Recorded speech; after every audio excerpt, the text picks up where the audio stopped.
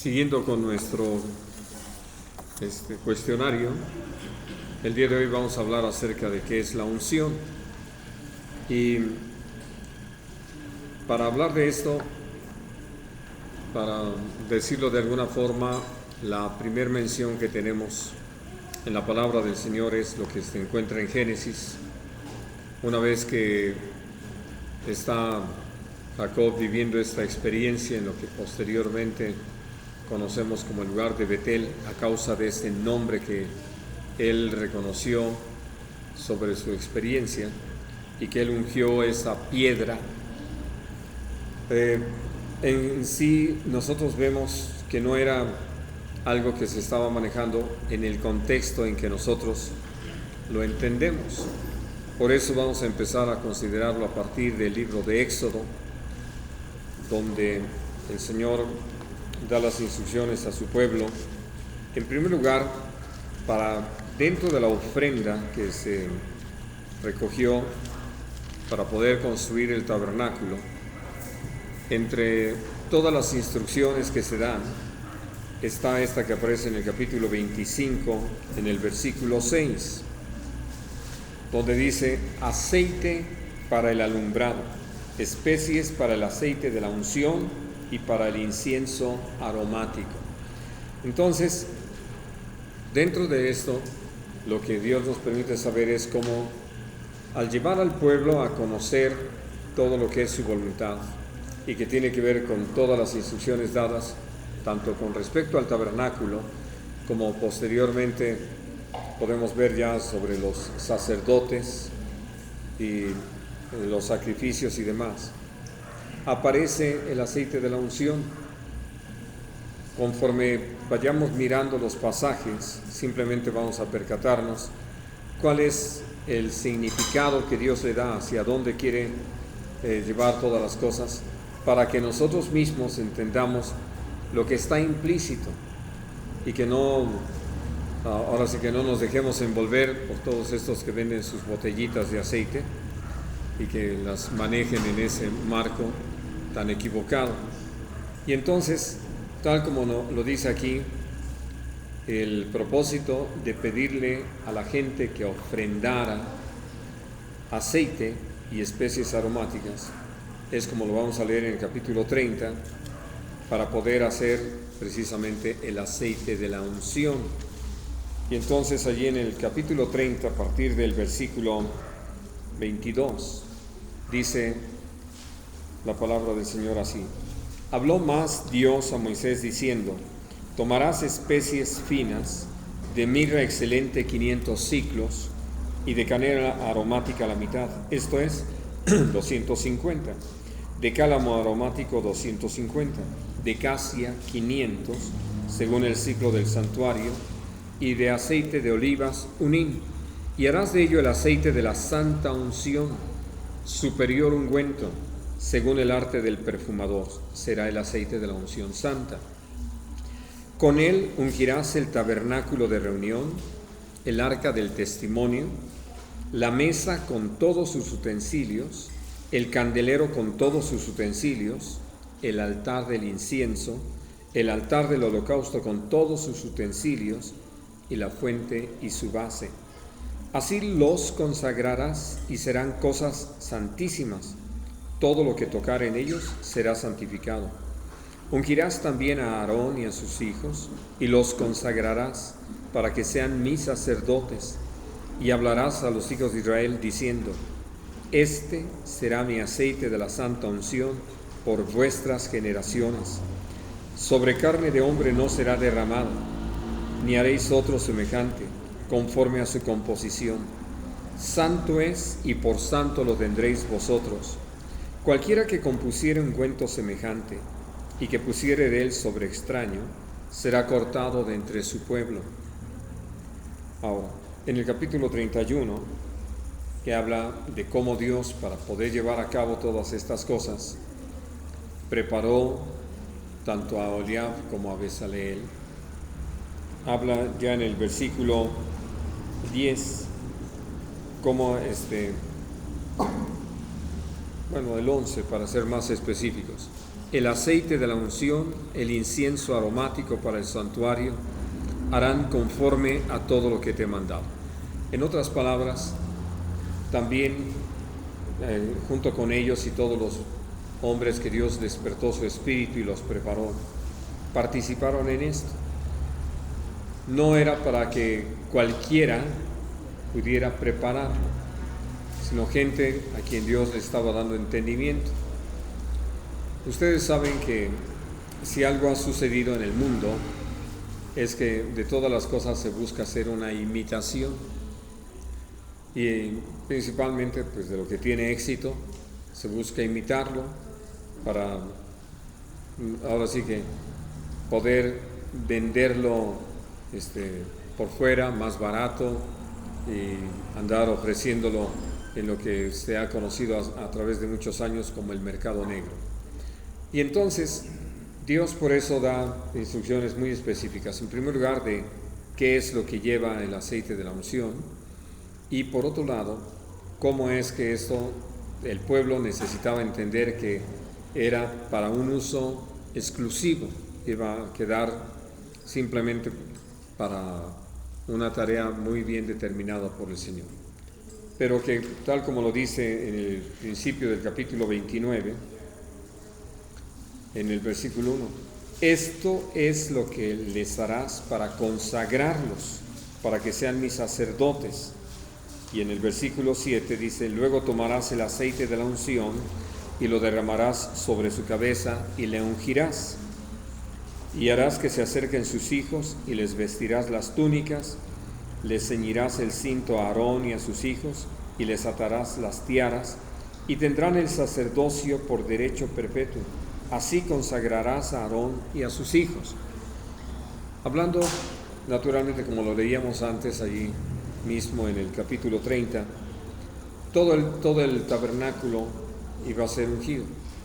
Pero algo que es muy importante y que tiene más que ver con lo que nos interesa actualmente a nosotros, es como los sacerdotes, empezando naturalmente por el sumo sacerdote, todos necesitaban ser ungidos y sus ropas, porque todo iba a quedar consagrado para Dios, para el servicio a Dios, al punto tal que, como lo leemos en la palabra, esas vestiduras no eran para andarse paseando por aquí y por allá, eran para el uso exclusivo cuando estaban en el tabernáculo, y entonces ellos lo portaban porque estaban consagradas para esto en específico.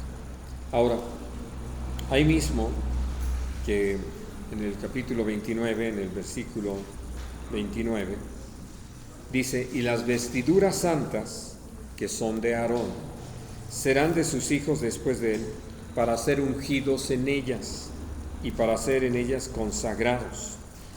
En otras palabras, hablando ya de la sucesión en el papel de sumo sacerdote, quien quedara con esa responsabilidad, sabemos que el que inmediatamente fue después de Aarón fue Eleazar, fue vestido con esto y ungido con el aceite de la unción, ¿no? Y entonces el Señor lo hace para que todo quede relacionado y para que la visión en medio del pueblo sea que quienes son ungidos de esta manera están escogidos por el Señor para esa tarea y van a tener el respaldo de Dios para realizarla.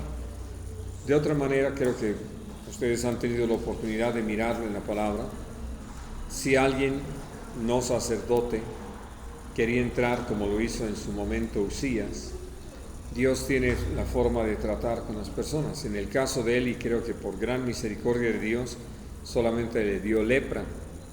Pero la palabra de Dios es que cualquiera que se acercara ahí, entrare sin considerar las cosas, la sentencia era morir, ¿no? Y es por eso que hablamos aún de cómo, al ser ungidos, tanto el sumo sacerdote como los sacerdotes, prácticamente quedaban con un reconocimiento de parte de Dios para la realización de esa labor. Ahora, creo que ustedes entienden también conmigo que no era estrictamente necesario eso para que Dios los reconociera. Dios sabe de quién se trata. pero esto es más para nosotros los hombres y sobre todo para el pueblo en sí, para que hubiera todo un entendimiento de por qué Dios había establecido las cosas de esta manera. Ahora, una vez que nosotros podemos mirar cómo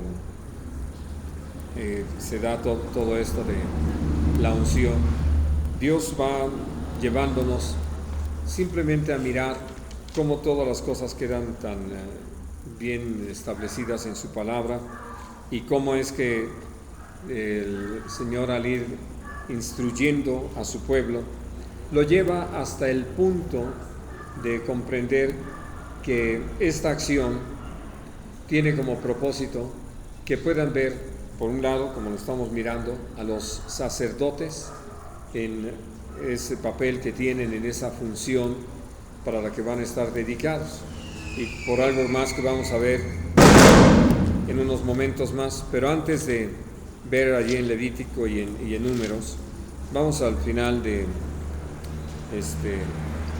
Éxodo, al capítulo 40.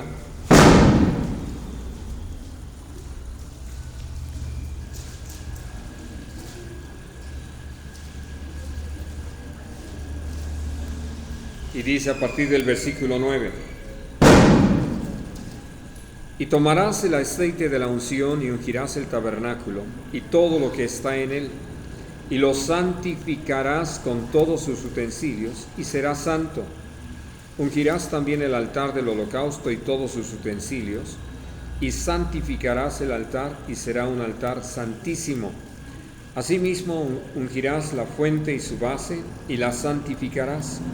Y llevarás a Aarón y a sus hijos hasta la puerta del tabernáculo de reunión, y los lavarás con agua, y harás vestir a Aarón las vestiduras sagradas, y lo ungirás, y lo consagrarás para que sea mi sacerdote. Después harás que se acerquen sus hijos, y les vestirás las túnicas, y los ungirás, como ungiste a su padre, y serán mis sacerdotes, y su unción les servirá por sacerdocio perpetuo por sus generaciones.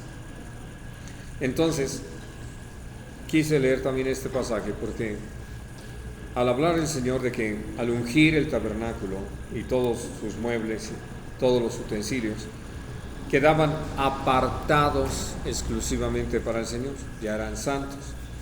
Y ustedes tal vez recuerdan esto, que nuestro Señor Jesucristo echó en cara a los sacerdotes, a los fariseos, a los doctores de la ley, por su hipocresía, que enseñando a la gente les decían: si alguien jura por el templo, ese juramento no vale, pero si juran por el oro del templo, entonces sí vale, ¿no? Y si juran por el altar, no sirve de nada, pero si juran por lo que está sobre el altar, entonces sí cuenta. Y Jesús les dijo cómo eran ciegos, guías de ciegos, porque lo que santifica el oro del templo es el templo, y lo que santifica lo que está sobre el altar es el altar. Y entonces, por eso, también como lo dice allí en el libro del profeta Ageo, que si algo pasa y roza sobre lo santo, queda santificado. De ahí la instrucción que Dios dio cuando Moisés sube al Sinaí, de cómo tenían que marcar una periferia y no permitir que persona ni animal alguno cruzara esa periferia, ¿no? Porque lo que podría traer simplemente sería mortandad al campamento. Por todo lo que significa que Dios aparte algo para Él, que lo consagre para su servicio, y por eso quedó ungido, ¿no? Y va más en ese sentido todas las cosas. Ahora, en Levítico, en el capítulo 7,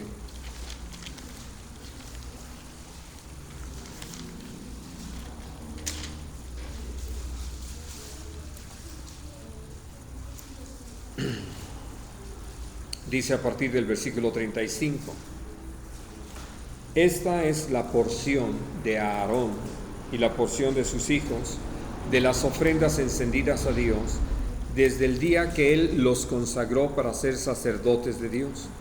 la cual mandó el Señor que les diesen desde el día en que los ungió de entre los hijos de Israel como estatuto perpetuo en sus generaciones. Ahora sí que yo no sé si ustedes han prestado atención a esto que se da a conocer en las noticias, que una vez que una ley se publica en el diario oficial de la Federación o en la Gaceta Judicial del Distrito Federal, prácticamente al día siguiente entra en vigor. Y entonces, algo que es muy interesante, Dios fue el que lo estableció. En el momento en que ellos quedaron consagrados, ya tenían derecho a participar de todas estas ofrendas que están mencionadas en este capítulo, las partes que les correspondían. Y vamos a complementarlo con el capítulo 18 de Números.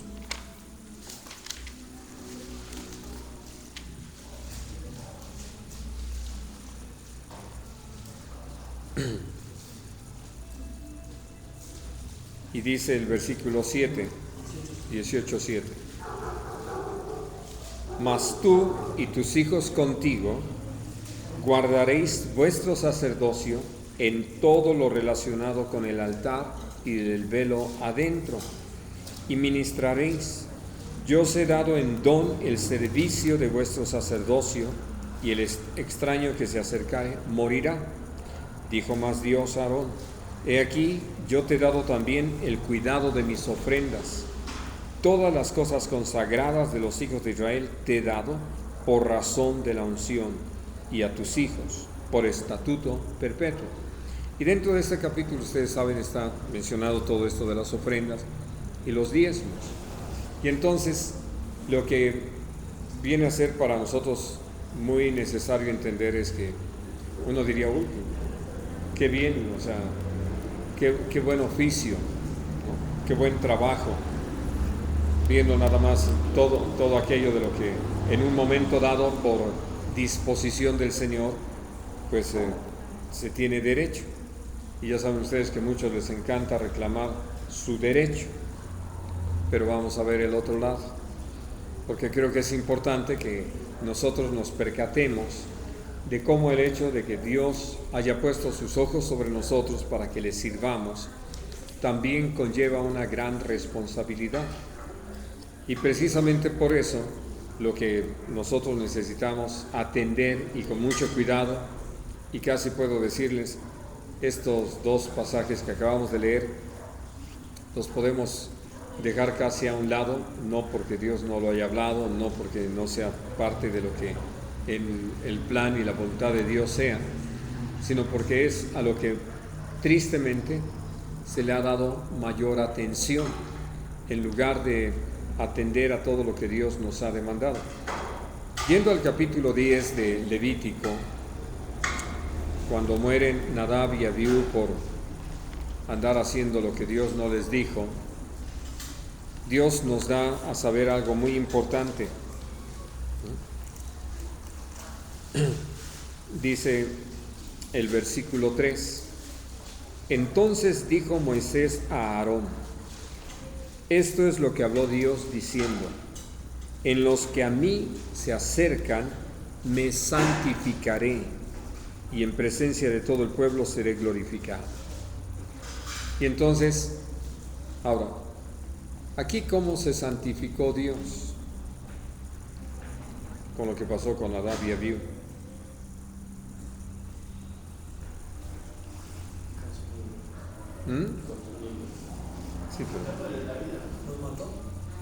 Sí, pero para decirlo de una manera clara, ustedes me están repitiendo el texto, marcó la línea de diferencia entre lo que ellos estaban haciendo y lo que Dios es y manda.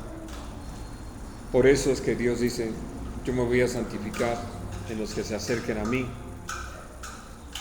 porque en un momento dado hasta puede tener con nosotros un trato más severo que el que podría tener con cualquier otra persona, precisamente por eso, por ese privilegio que tenemos de estar delante del Señor.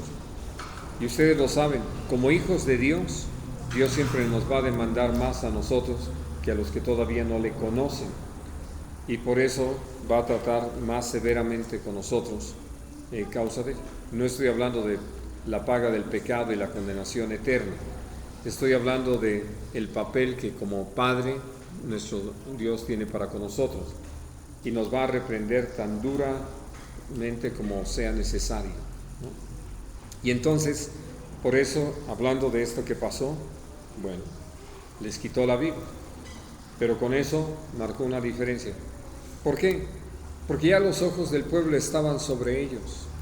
Y entonces lo que ellos hicieran iba a ser un ejemplo para que lo siguiera el pueblo, o para con eso decirles las cosas son de esta manera.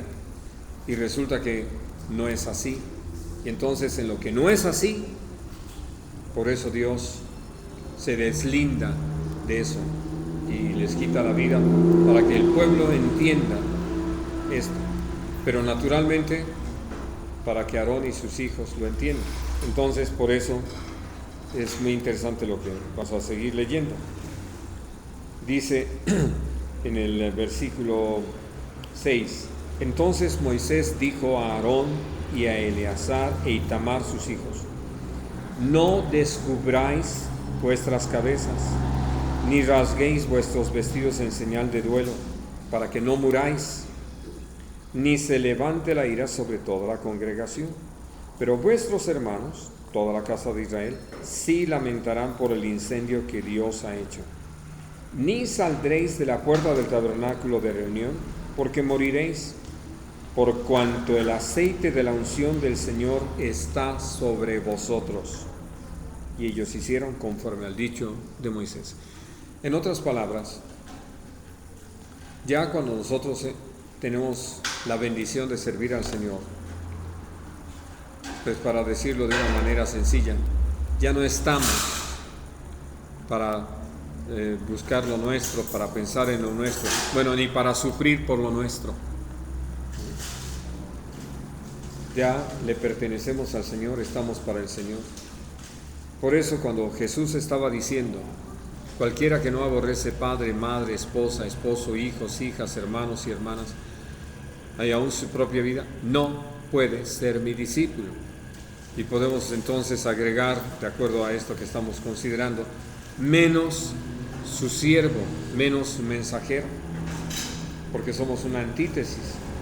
Si para nosotros vale más lo que dice o hace, o lo que determina o pesa más en nosotros los papás o la esposa o los hijos o los hermanos o aún nuestra propia vida, somos un antimensaje, estamos en contra de lo que el Señor nos ha llamado a vivir. Por eso es tan necesario entender esto. De allí que uno está muerto a todo eso y que llega uno a la libertad de poder decirle al Señor: dispón de mí como mejor te parezca. Y sin duda que el Señor nos prueba para que nosotros podamos tomar esas decisiones sobre todo lo que estamos experimentando. Entonces, por eso creo que sí viene a ser para nosotros sumamente necesario el que, atendiendo a lo que Dios está enseñándonos, nosotros tomemos esas decisiones ya, no estemos esperando a que se dé un momento. Y por eso se los dijo, ni siquiera pueden hacer duelo. Todo lo que en un momento dado se acostumbraba como una señal de duelo, ni siquiera eso. ¿Por qué? Porque el aceite de la unción está sobre su cabeza. Y no pueden salir porque quieren ir al entierro.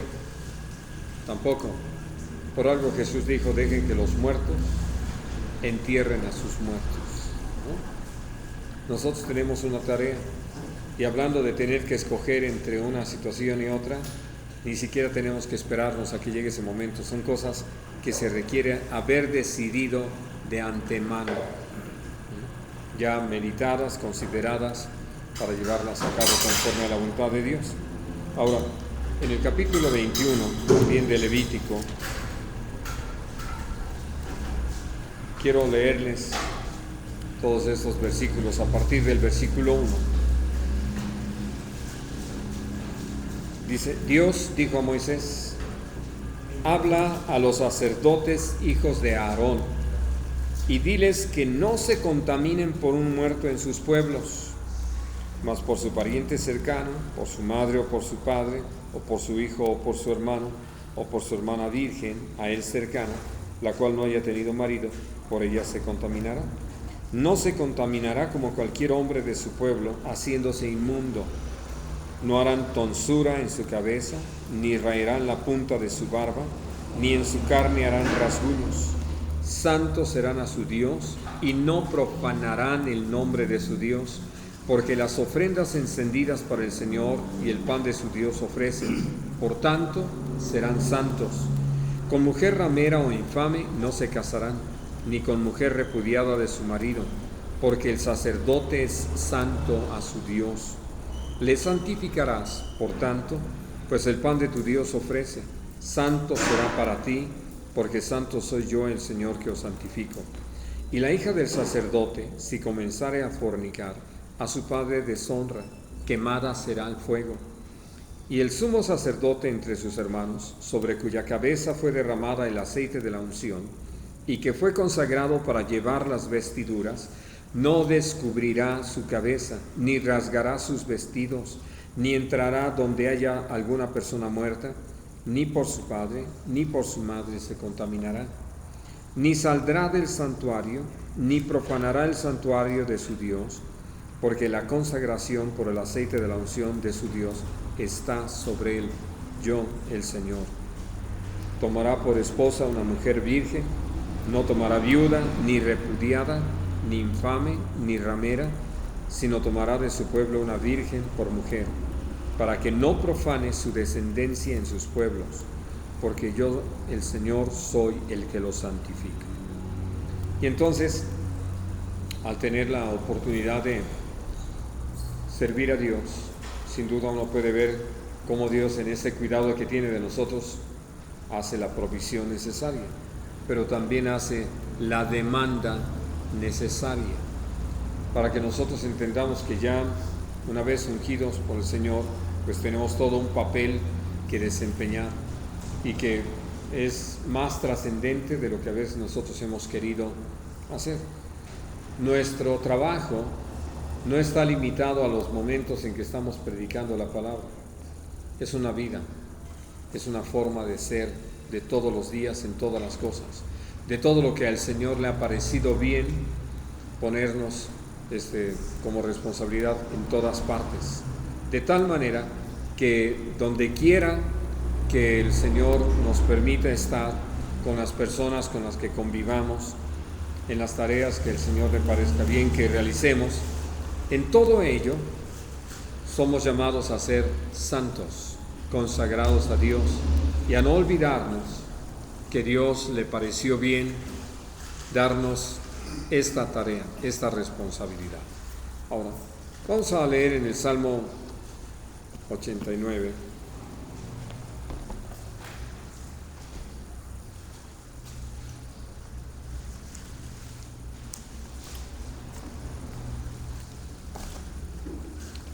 A partir del versículo 19,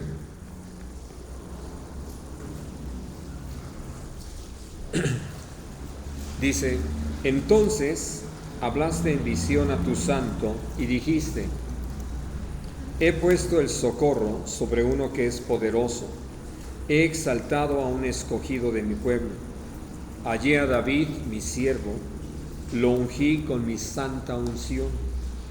Mi mano estará siempre con él, mi brazo también lo fortalecerá. No lo sorprenderá el enemigo, ni hijo de iniquidad lo quebrantará, sino que quebrantaré delante de él a sus enemigos y heriré a los que le aborrecen. Mi verdad y mi misericordia estarán con él, y en mi nombre será exaltado su poder. Asimismo pondré su mano sobre el mar, y sobre los ríos su diestra. Él me clamará: mi Padre eres tú, mi Dios y la roca de mi salvación. Yo también le pondré por primogénito, el más excelso de los reyes de la tierra. Para siempre le conservaré mi misericordia, y mi pacto será firme con él. Pondré su descendencia para siempre, y su trono como los días de los cielos.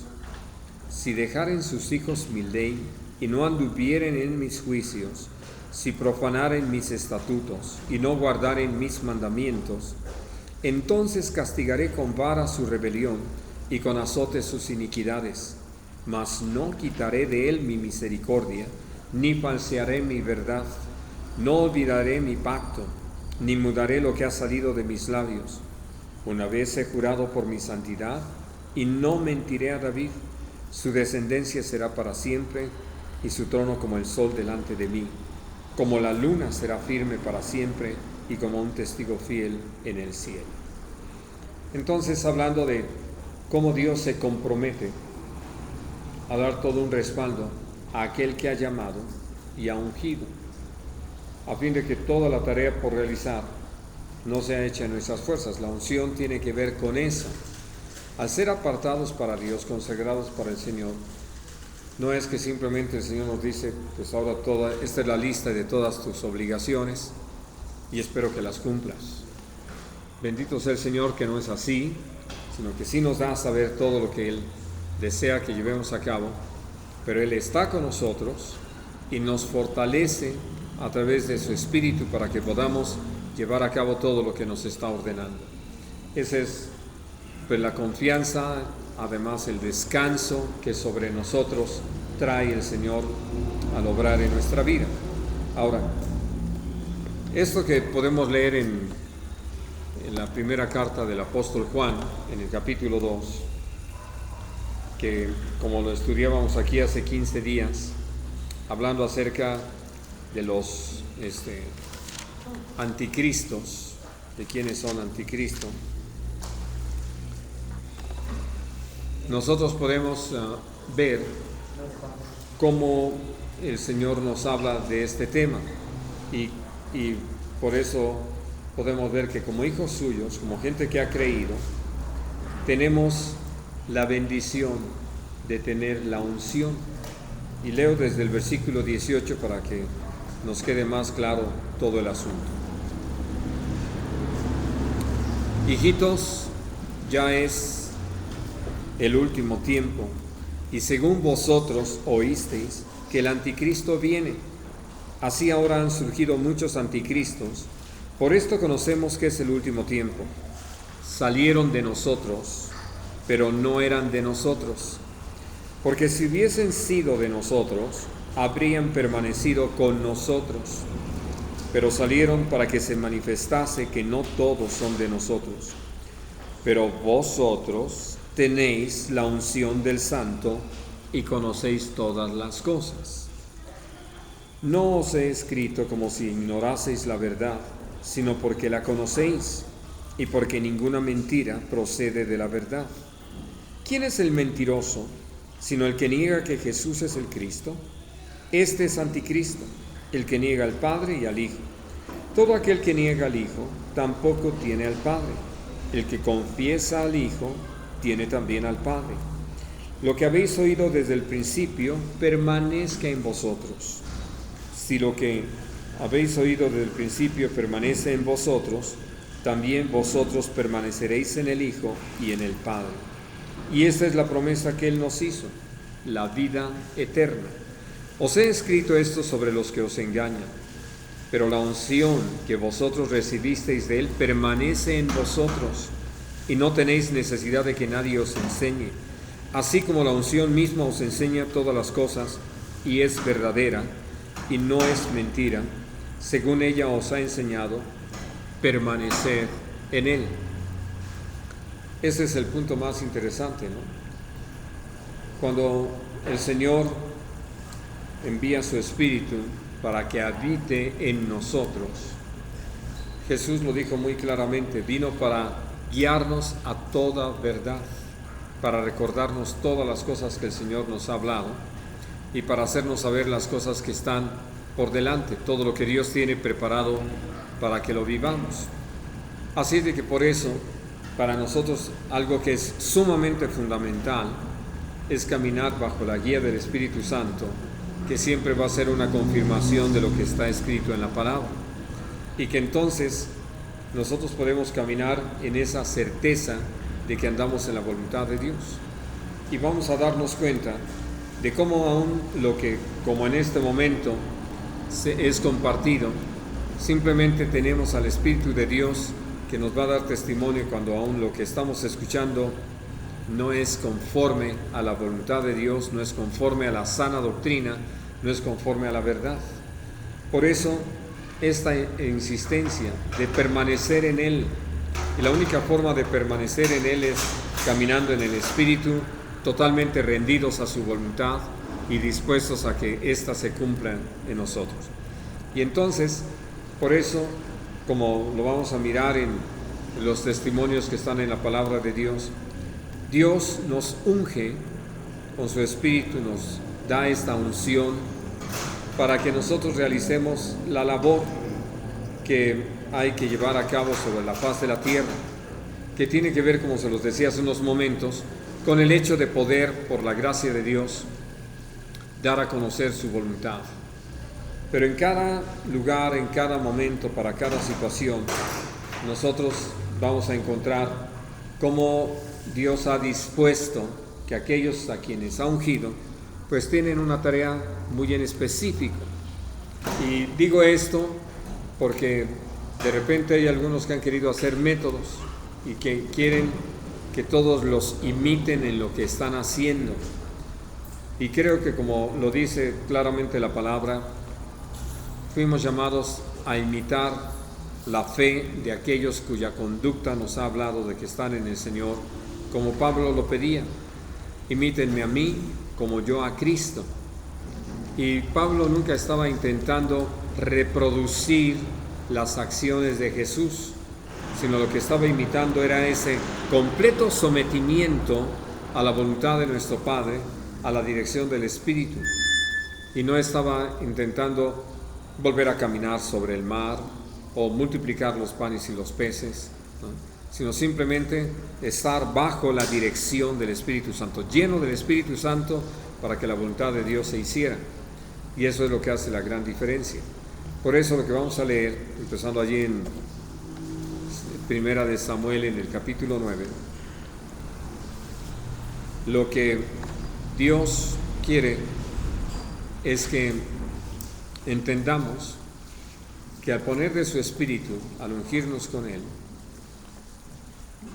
nos ha asignado tareas, y por eso necesitamos estar atentos a la dirección del Espíritu Santo, a lo que Dios a través de su Espíritu nos hace saber. Dice en el versículo 15: y un día antes que Saúl viniese, Dios había revelado al oído de Samuel diciendo: mañana a esta misma hora yo enviaré a ti un varón de la tierra de Benjamín, al cual ungirás por príncipe sobre mi pueblo Israel, y salvará a mi pueblo de mano de los filisteos, porque yo he mirado a mi pueblo, por cuanto su clamor ha llegado hasta mí. ¿Para qué iba a ungir Dios a Saúl como rey?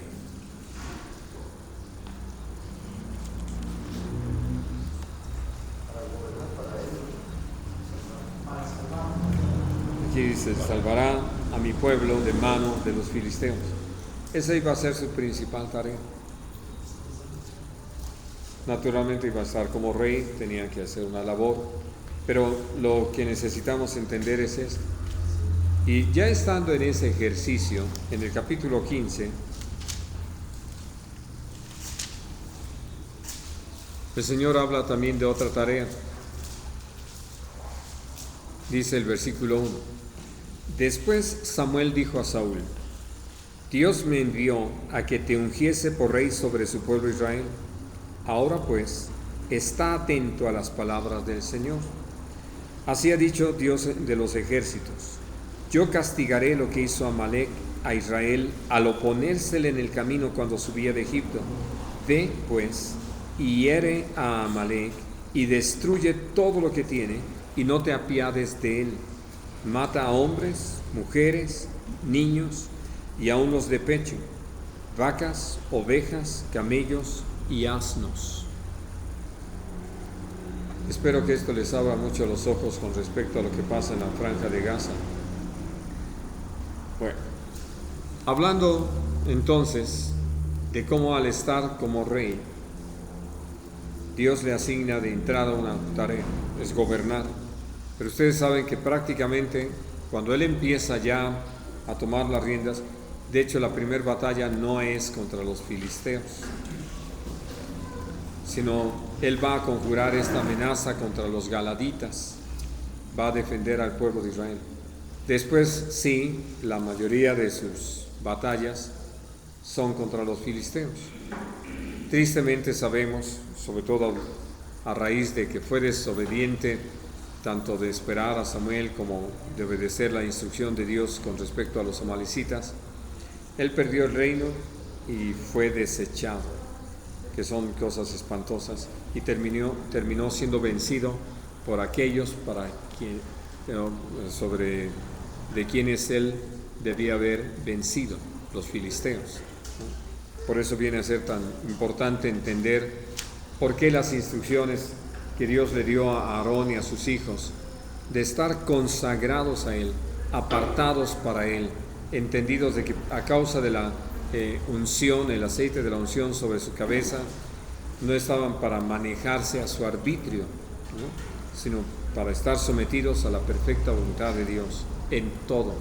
Ahora, en el capítulo 16, en el versículo 3, habla de cómo Dios envía a Samuel.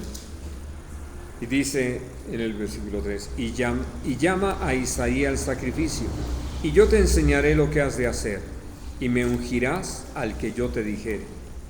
Hizo pues Samuel como le dijo Dios, y luego que él llegó a Belén, los ancianos de la ciudad salieron a recibirle con miedo y dijeron, ¿es pacífica tu venida?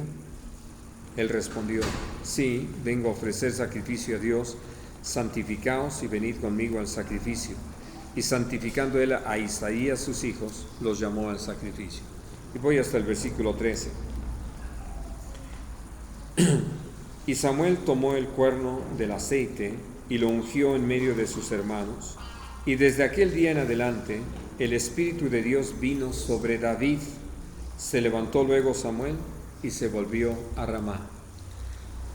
Así de que aquí encontramos cómo Dios instruye a Samuel para ungir a alguien más. Ya antes se lo había dicho Samuel a Saúl, Dios se ha buscado un varón conforme a su corazón, ¿no? Y este era no otro sino David. Ahora, en segunda de Samuel, en el capítulo 8,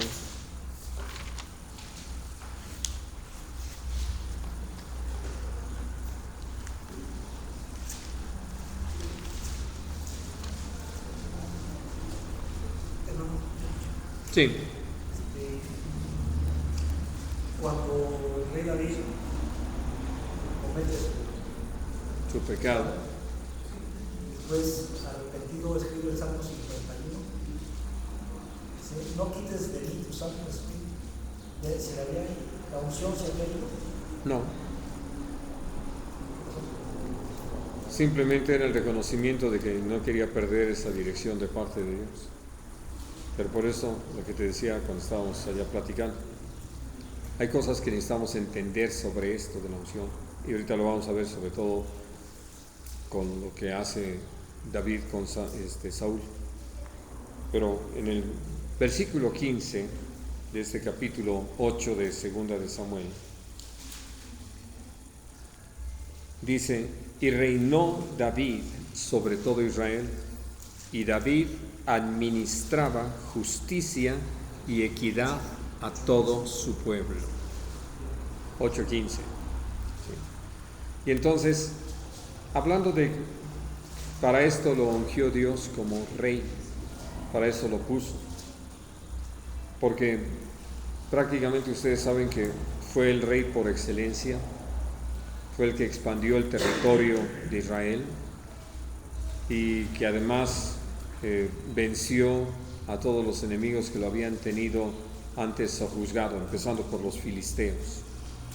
Pero como finalmente Dios le da a él la gracia, la sabiduría, el entendimiento, aún para ordenar, organizar el reino, que por eso cuando se lo entrega a Salomón, pues prácticamente le entrega un reino para gobernar, nada más. No tuvo que pelear, no tuvo que defenderse, ¿no? Fue un reinado de paz. Y por eso creo que es interesante ver también lo que el Señor le dice sobre Saúl. En el capítulo 7 de 2 de Samuel, donde estamos, dice a partir del versículo 12: y cuando tus días sean cumplidos y duermas con tus padres, yo levantaré después de ti a uno de tu linaje, el cual procederá de tus entrañas, y afirmaré su reino. Él edificará casa a mi nombre, y yo afirmaré para siempre el trono de su reino. Yo le seré a él padre, y él me será a mi hijo. Y si él hiciere mal, yo le castigaré con vara de hombres y con azote de hijos de hombres. Pero mi misericordia no se apartará de él como la aparté de Saúl, al cual quité de delante de ti, y será afirmada tu casa y tu reino para siempre delante de tu rostro, y tu reino será estable eternamente. Ahora, esto que el Señor le hace saber, nos permite entender para qué Dios ungió como rey a Salomón. Versículo 13: Él edificará casa a mi nombre. Y podemos decir, esto fue lo principal que hizo Salomón. ¿Sí? Dar este lugar con todas sus características, que por eso su oración viene a ser tan interesante considerarla, cómo Dios lo guió a todas las cosas que habló con nuestro Dios sobre el propósito de que estuviera ese templo. Algo que Dios había venido anunciando, ¿no? Del lugar que él iba a escoger, Monte Moriah, donde finalmente fue construido el templo, donde Abraham había ofrecido a Isaac, donde David compró la era de Ornán Jebuseo para que ahí se construyera.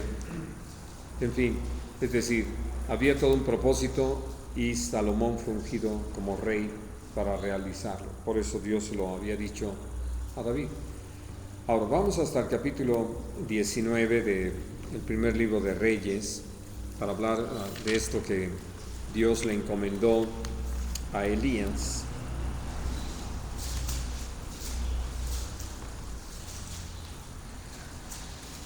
Y dice el versículo 15: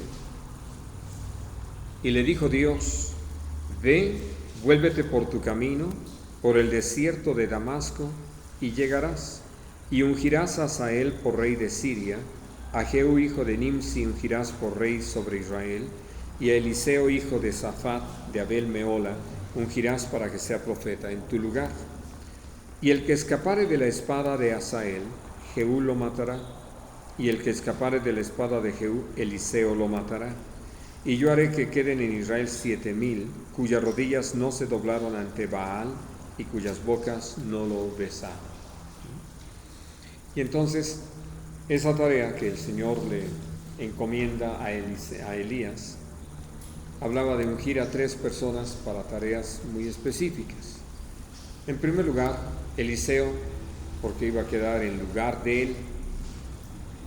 En segundo lugar, estamos hablando de Hazael, el que iba a quedar como rey de Siria. Y en tercer lugar, Jehú. Y de les voy a pedir que veamos en 2 de Crónicas, en el capítulo 22.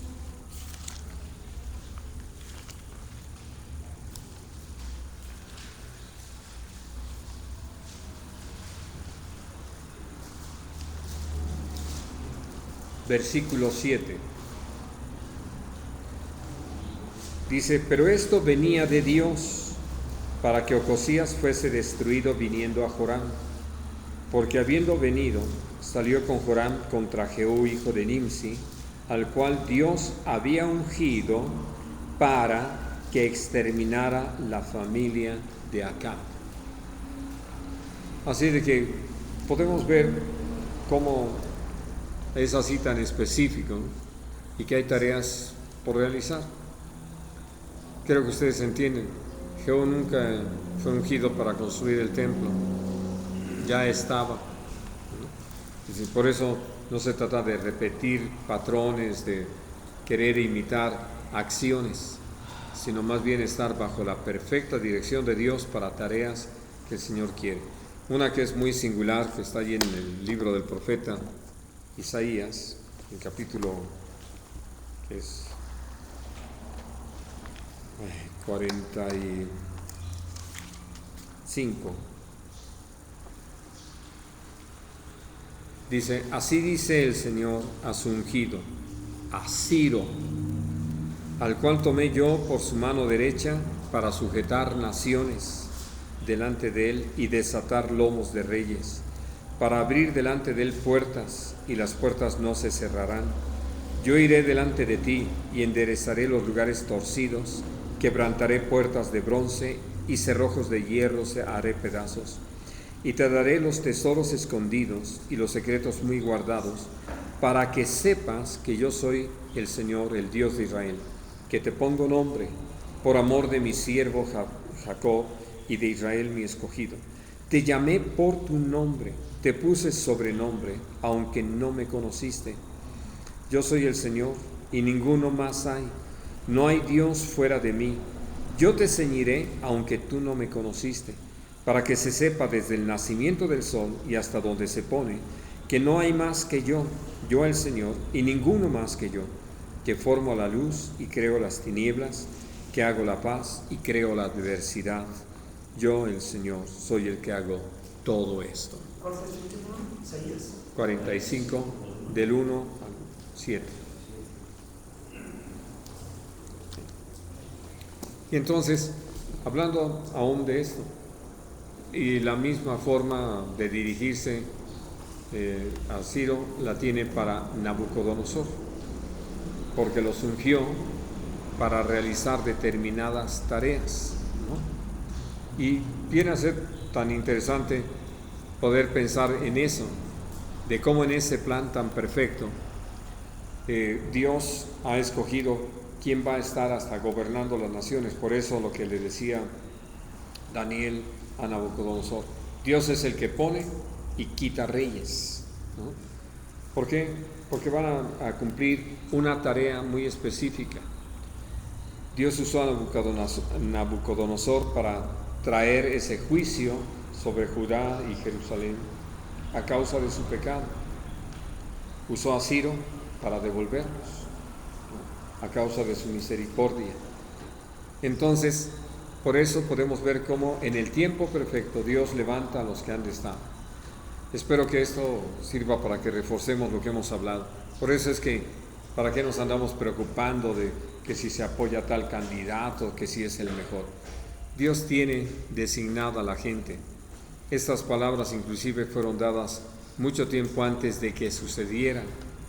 Si ustedes piensan o miran con cuidado, cuando Isaías recibe esta palabra, todavía pasaron aproximadamente 130 años, 200 años, porque fueron 130 hasta que viniera la cautividad, y 70 para que Ciro pudiera ser el ungido de Dios para llevar a cabo el regreso de Israel o de Judá hacia su territorio, ¿no? Y entonces, por eso, como otros casos que hemos leído en la Biblia, hablando de Josías, que Dios también lo ungió como rey para realizar toda una labor, no solamente en el territorio de Judá, sino hasta que incursionó en el territorio de Israel, y que fue para quemar los huesos de los falsos profetas allí en sus tumbas, derribar los lugares altos, etc., en donde aquel profeta joven se lo había profetizado a Jeroboam, hijo de Nimsi. Y entonces, cuando uno atiende a todas estas cosas, nos damos cuenta que aún para cada uno de nosotros, a quienes Dios ha llamado y nos ha dado de su Espíritu, lo ha hecho para realizar una labor muy específica. Por eso, nuestro ejemplo, sobre todo ejemplo, nuestro Señor Jesús. Hechos capítulo 10.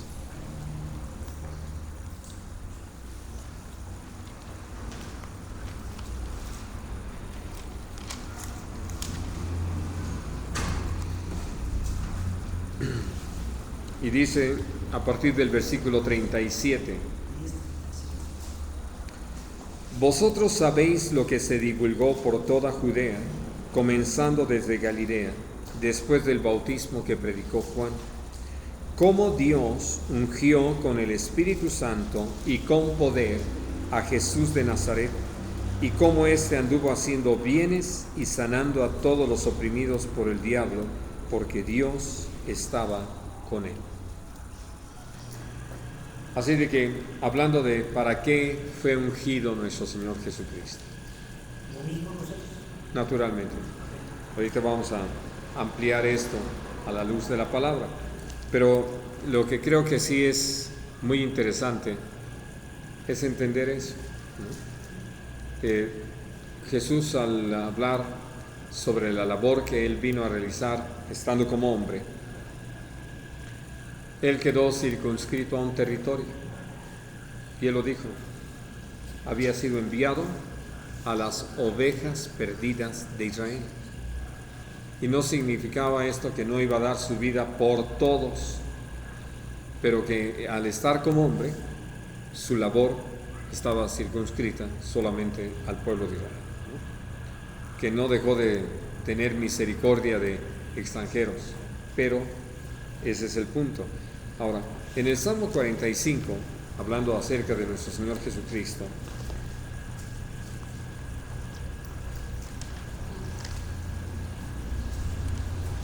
dice en el versículo 6: Tu trono, oh Dios, es eterno y para siempre. Cetro de justicia es el cetro de tu reino. Has amado la justicia y aborrecido la maldad.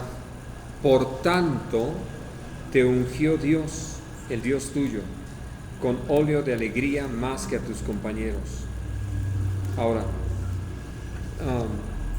en el capítulo 4 de Lucas, donde se repite lo de Isaías 61,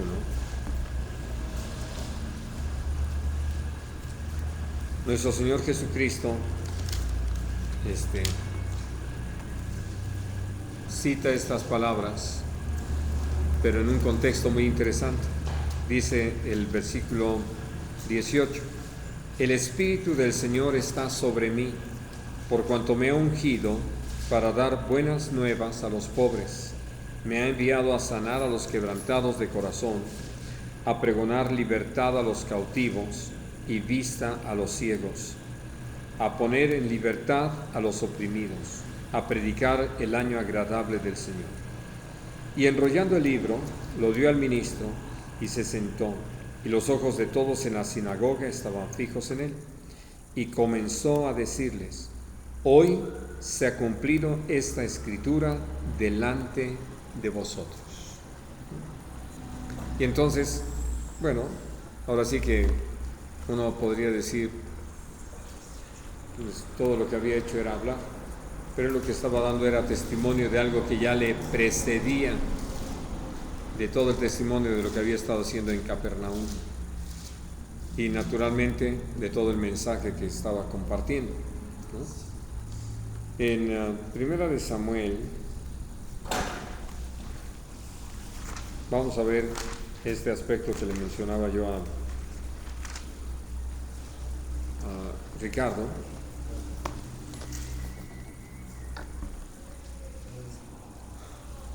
Sobre lo que muchos pasan por alto, ¿no? Y sí, sobre todo porque les decía a través de los pasajes anteriores, al ungir Dios a alguien para una tarea, muchos otros pueden reclamar ser ungidos. El asunto es, ¿para qué? El no entenderlo los puede llevar a tener un conflicto muy serio. Si prestaron mucha atención a lo que leíamos en el Salmo 45, habla acerca del proceder. Y dice, por tanto te ungió Dios, ¿no? Hablando de un proceder evidentemente dentro del marco de la santidad, de la justicia, de la verdad. Y entonces, cuando no se atiende a todo esto que Dios nos ha hablado, evidentemente vamos a tener conflictos. Por eso me interesa que recordemos esto. Dice allí en el 24:5: Después de esto se turbó el corazón de David, porque había cortado la orilla del manto de Saúl, y dijo a sus hombres: Dios me guarde de hacer tal cosa contra mi Señor, el ungido de Dios, que yo extienda mi mano contra él, porque es el ungido de Dios. Ahora, ¿quién lo estaba diciendo? David. Que también era un ungido. Es que ese es el punto. En el capítulo 26, que es donde habla otra vez de esto,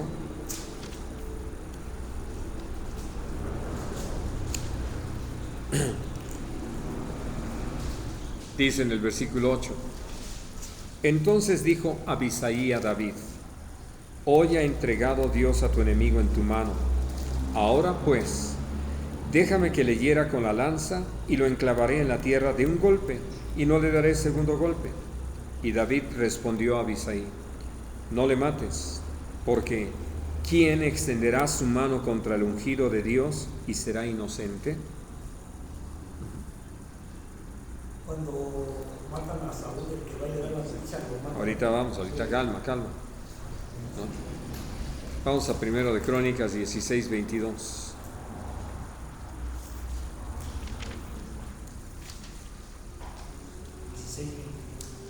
Que es también el Salmo 105, que vamos a leer.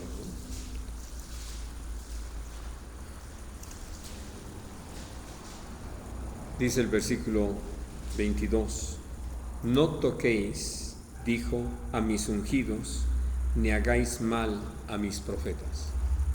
Esta es una instrucción de parte de Dios. ¿Quién la sabía? ¿Quién usó Dios para escribir esto? David. Y él estaba hablando precisamente, por eso les hice esa pregunta, ¿no? Que sí, ¿quién era el que estaba diciendo estas cosas? Y ahora sí, para no dejar a Rick tan en suspenso, 2 de Samuel capítulo 1.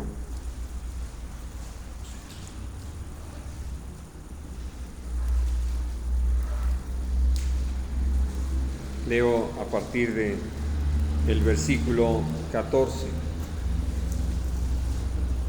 Y le dijo David: ¿Cómo no tuviste temor de extender tu mano para matar al ungido de Dios? Entonces llamó David a uno de sus hombres y le dijo: Ve y mátalo. Y él lo hirió y murió.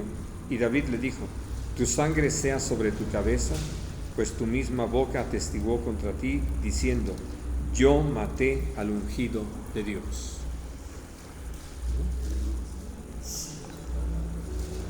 Y alguien diría: pero ya Dios lo había desechado, ya se había portado bastante mal, ya él había querido matar a otro ungido de Dios, a David, ya hasta andaba consultando a las adivinas,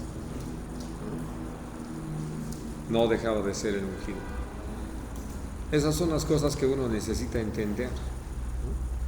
Y miren, sobre todo esto, si yo creo en lo que Dios ha hecho conmigo, si yo respeto lo que Dios ha hecho de mí, entonces lo voy a reflejar reconociendo a los otros que Dios ha ungido y reconociendo inclusive para qué los ha ungido y teniendo en consideración la tarea que a cada quien Dios le ha asignado, porque eso es lo que nos permite ubicarnos correctamente y funcionar para la gloria de Dios.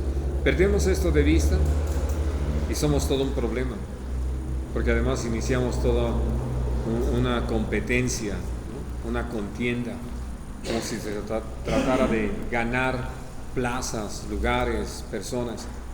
Y no hay tal. Estamos para servir al Señor como el Señor nos pide. Muy bien, hermanos. Vamos a dejar aquí esto. Hay algo más que quiero compartir sobre los ungidos, todo lo que Dios nos da a saber de lo que tiene dispuesto. Ya es poco, pero creo que vale la pena que le demos un buen tiempo. Y avanzaremos naturalmente con una pregunta más, con la ayuda de Dios, y el Señor nos presta la vida dentro de 15 días. Sí, hermano. Hermano, casi la mayoría de las iglesias pues tienen su frasquito de aceite y algunos hasta toman nota de todo lo que llevan para preparar su aceite, ¿no? Y no pueden andar sin su frasco de aceite, incluso ya lo traen aquí o en su mochila, traen su aceite, ¿no? Y para cualquier cosa pues el aceite, ¿no? Incluso hasta vamos a consagrar las sillas, ¿no? Y también en las sillas y las cosas, ¿no? Y las personas, incluso personas que pues apenas van a la iglesia, ¿no? Los unguen. Y yo no sé pues hasta qué tanto es eso sea malo. Muy malo. En primer lugar porque la instrucción de Dios fue que no se repitiera. Sí, es lo que yo estaba leyendo ahorita. Sí, ya cumplió su propósito, no hay razón de volver a hacer algo similar. Todo lo que encontramos en el Nuevo Testamento en ese sentido aparece primero en el Evangelio de Marcos y posteriormente en la Epístola de Santiago, cuando se ora por un enfermo y se le unge con aceite. Pero no es el aceite de la unción, porque nosotros tenemos la unción del Santo, el Espíritu Santo, de lo que el aceite de la unción fue sombra y figura. Así de que es totalmente fuera de orden el andar haciendo algo así.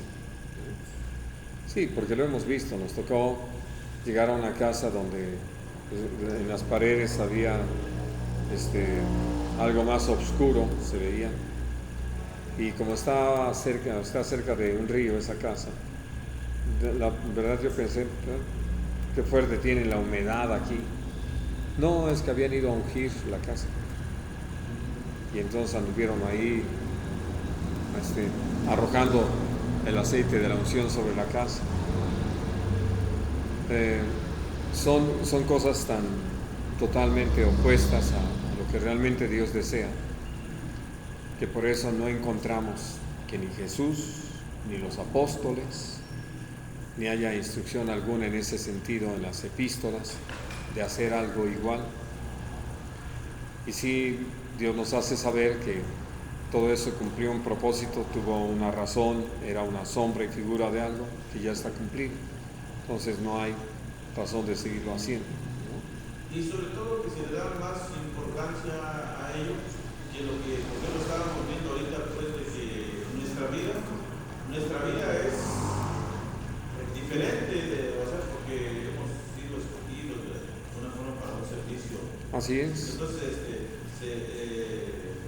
se le da otro sentido pues en cuanto a lo que utilizan, porque Sí. no solamente es la aceite, sino por ejemplo ya son los mantos, o que tienes que pasar por el manto para que pues, tengas ahí, no sé, noción o la presencia. El llamado profético. Sí, pues no es más que el desconocimiento voluntario de lo que Dios ha dicho. ¿Cómo relacionamos esto con Pentecostés? Porque generalmente también cuando yo escucho de la unción en los predicadores y así, casi siempre lo encaminan a poder. Pero si te diste cuenta en el versículo 38 de Hechos 10, dice, ¿cómo ungió Dios con Espíritu Santo y poder? Y por eso Jesús se los dijo, habiendo ya soplado sobre ellos el Espíritu Santo, les dijo, ustedes van a recibir poder cuando haya venido sobre ustedes el Espíritu Santo. hablando que evidentemente todo aquel que ha nacido de nuevo tiene el Espíritu Santo, de que Dios tiene preparado, como ya lo estudiamos, ¿verdad? Ya hablamos de eso, el bautismo en el Espíritu Santo, lo tiene preparado, y Jesús estaba hablando de eso. Ustedes van a ser bautizados con el Espíritu Santo no muchos días después de esto. Es cuando, ahora sí que meten la pregunta: ¿vas a restituir el reino de Israel en este tiempo? Y les dijo: no les toca a ustedes saber ni el tiempo ni las sazones que el Padre ha puesto en su sola potestad, pero cuando el Espíritu Santo venga sobre ustedes, van a recibir poder para que sean testigos míos en Jerusalén, Judea, Samaria y hasta lo último de la tierra. Pues eso lo encontramos allá en la experiencia de Eliseo, pero nunca se menciona acá. Dice la palabra que Dios nos da el Espíritu por medida. Así es que tenemos lo necesario. Muy bien. Aquí mencionaba del siglo y de años conocidos, Sí. a pesar de que no conocen a Dios. Así es. Porque estaban siendo ungidos para una tarea, ¿no? Así es. Y eran pueblos diferentes a Israel. Sí. Pero lo importante es que me interesaba que podamos entender para qué Dios nos ha ungido. Y dice claramente, Primera de Pedro 2:9, ¿no? Para que anunciemos las virtudes de aquel que nos llamó de las tinieblas a su luz admirable. Por eso somos un real sacerdocio. Somos ungidos todos. Así es, así es. Todos tenemos esa tarea. Y dentro de esa tarea hay funciones. Funciones. Ministerios para que. Sí. Bueno, lo digo porque para poderlo, nosotros tenemos que enseñar a la gente que busque el propósito de la misión. Sí. Desde el momento que les enseñamos a que estén dispuestos a que Dios haga en ellos su voluntad, vamos, partiendo de lo que les hemos enseñado sobre la oración de Mateo 6. Porque leímos una cita, soltar, no recuerdo qué cita, donde demuestra bien claramente por no hacer las cosas también hay consecuencias. Naturalmente. Naturalmente. Específicamente una tarea, una labor, y nos da el poder y nos da la autoridad pero por no hacerlo, en el caso rápido de Saúl no lo hizo, hay una consecuencia. Ahora, también venía mi pensamiento porque hay quien, por ejemplo, nombra o en casos de Navarra y David, que siempre hicieron su incienso, llevaron su Incienso. era de parte de él, Naturalmente. era de parte de Dios, y trajo toda una consecuencia que nos deja hasta nuestros días de enseñanza de que no tengamos que hacer cosas que Dios no está queriendo. Que no nos ha ordenado. Y entonces yo creo que es delicado eso. Por ejemplo, ordenar a alguien pastor que no es pastor, que es su consecuencia, ordenar a un profeta que no es profeta, ordenar a un apóstol. Empezando porque no tenemos que ordenar a nadie, solamente reconocer lo que Dios dé testimonio. En el sentido de que ya Sí, sí. en ese sentido, por ejemplo, el día que Dios permitió, usted estuvo aquí cuando oraron por mí, pastoraron, dejaron caer un Sí. aunque la labor ya se estaba haciendo, usted no, Sí. la labor se estaba haciendo. Y entonces usted comentaba esta vez con el secretario, decía, lo único que quisieron fue que te echaron la pobre de gratis, Así es. porque realmente ya la unción ya Dios había prometido para la gloria del Señor y se estaba haciendo la labor. Y entonces ya el aceite que usted lo que decía, El traje y desperdiciar el aceite. El aceite acaba de estar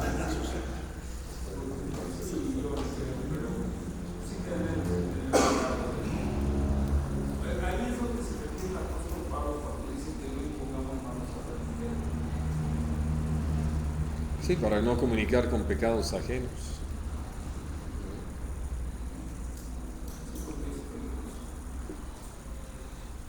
Sí. Muy bien.